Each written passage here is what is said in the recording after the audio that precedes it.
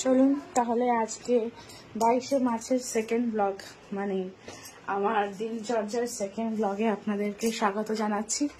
তো এখন আমি দুপুরের লাঞ্চ বানাতে এসেছি। আজকে যেহেতু শনিবার তাই খুব একটা বিশেষ কিছু আমি বানাবো না। এমনি তো আজকে আমার ভীষণ কোমর যন্ত্রণা হচ্ছে সকাল থেকে, জানি না কেন। আসলে আমার পার্শিয়াল লস অফ লাম্বার লর্ডোসিসের প্রবলেম আছে, মানে মেরুদণ্ডের যে কার্ভেচারটা আছে সেই কার্ভেচারটা নষ্ট হয়ে গেছে হাড় ক্ষয়ে গিয়ে। তো তার জন্য কোমর আর মেরুদণ্ডের মাঝে কার্ভেচারটা সেটা নষ্ট হয়ে গেছে। তো সেই জন্য আমি মোটামুটি মানে কি বলবো, প্রচণ্ড কোমরের যন্ত্রণায় ভুগি এবং সেটা একটু এদিক ওদিক হলেই, মানে আপনি যদি 5 মিনিটও একটু বসে থাকেন বা টানা 5 মিনিট বসে থাকা, টানা 5 মিনিট দাঁড়িয়ে থাকা, সিঁড়ি দিয়ে ওঠানামা করা, হাঁটা চলা করা, কোনো কিছুতেই মানে কার্ভেচারটা নষ্ট হয়ে যাওয়ার জন্য হাড়গুলো পুরো জয়েন্ট হয়ে গেছে, এবার মাঝখানের গ্যাপটা চলে গেছে এবং নার্ভটা পিষে গেছে। তাই জন্য আমার বাঁ দিকের কোমর থেকে বাঁ দিকের পা পর্যন্ত মাঝে মাঝে প্রচণ্ড পেন হয়। আজকে আমার সকাল থেকে ঠিক সেই পেনটাই হচ্ছে আর কি।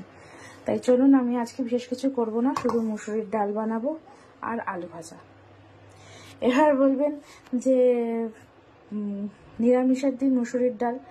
আমি হনুমানজিকে জানিয়েছি যে দেখো হনুমানজি, মানে গলব্লাডার বাদ যাওয়ার পর থেকে মোটামুটি আমার মুগ ডাল খাওয়াটা না বন্ধ হয়ে গেছে। মুগ ডাল আমি আর খেতে পারি না। তার কারণ হচ্ছে মানে খেলেই আমার প্রচণ্ড গ্যাস অ্যাসিডের প্রবলেম হয়।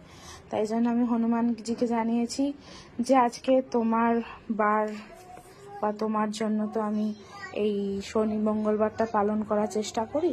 তো যদি তোমার ভক্ত বাঁচে তবেই না তোমার নাম কীর্তন করতে পারবে বা তোমার জন্য পূজা অর্চনা করতে পারবে। তাই জন্য মাছ মাংস ডিম বাদ আজকের এই দুটো দিনে আমার থাকে, ব্যাস এইটুকুই। মাছ মাংস ডিম আমি ছুঁই না। বাকি হনুমানজির জন্য পুজো করবার জন্য বা হনুমানজিকে স্মরণ করবার জন্য আমি নিরামিষ বলতে এইভাবেই পালন করি। তো চলুন ডালটা আবার বসিয়ে নিই। প্রেশার কুকার আমি বসিয়ে দিয়েছি আর ডালও ভালো করে আমি ধুয়ে নিয়েছি। সাধারণত প্রেশার কুকারের ডাল আমি করি না।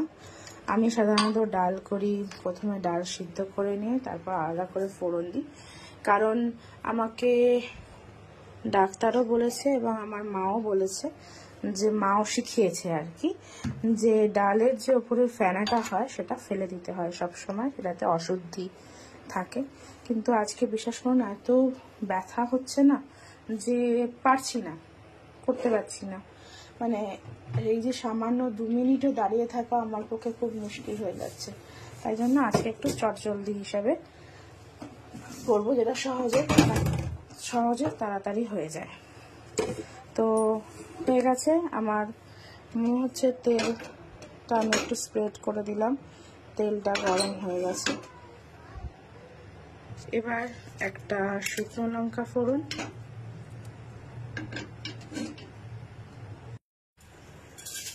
কালো জিরে ফোড়ন।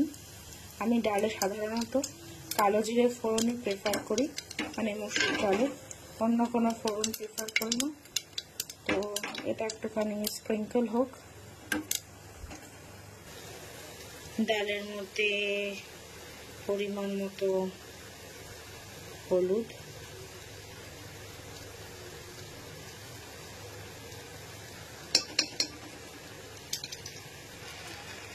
আর সামান্য খানিকটা নুন দিয়ে এটাকে একটু নাড়াচাড়া করে দেবো যাতে ব্যাপারটা মিশে যায় একটুখানি, মানে যতটা শর্টকাটে করা যায় আর কি। ডাল করা তো কাউকে শেখাতে হয় না, ডাল সবাই করতে জানে।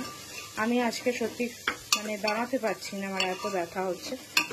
এখন পেন কিলার খেয়ে করা যেতেই পারতো, কিন্তু সবসময় মানে পেন কিলারের ওপরই ম্যাক্সিমাম সময়টা আমি কাটাই। ওই জন্য আজকে আর পেন কিলার আমি এখন খাচ্ছি না। প্রয়োজন পড়লে হয়তো পরে খেতেই হবে, কিছু করার নেই, কারণ 2টো বাচ্চা নিয়ে একা থাকি। এবার এতে পরিমাণ মতো খানিকটা জল দেবো, আর খানিকটা জল দেবো হচ্ছে এরপর খুলে জিনিসটা যখন প্রেশারটা খুলবো তখন। এবং শর্টকাট ডাল, আমি আগে এরকম করে ডাল বানাতাম না। আমি যখন বিয়ের পর প্রথম এসেছিলাম না দিল্লিতে, আমার হাজব্যান্ডকে আমি এরকম করে, মানে ও তো একা থাকতো দিল্লিতে, ওরকম করে ডাল বানাতো। তো এরকম করে যে ডাল বানানো যায় এটা বিয়ের আগে আমি জানতাম না, কোনোদিন আমার মাকে দেখিও নি এইভাবে ডাল বানাতে। এবারে ঢাকনাটা একটু সর্ষের তেল দিয়ে ছিটিয়ে দিয়ে দেবো। চলুন, তো ডাল হয়ে গেলে আবার আসছি।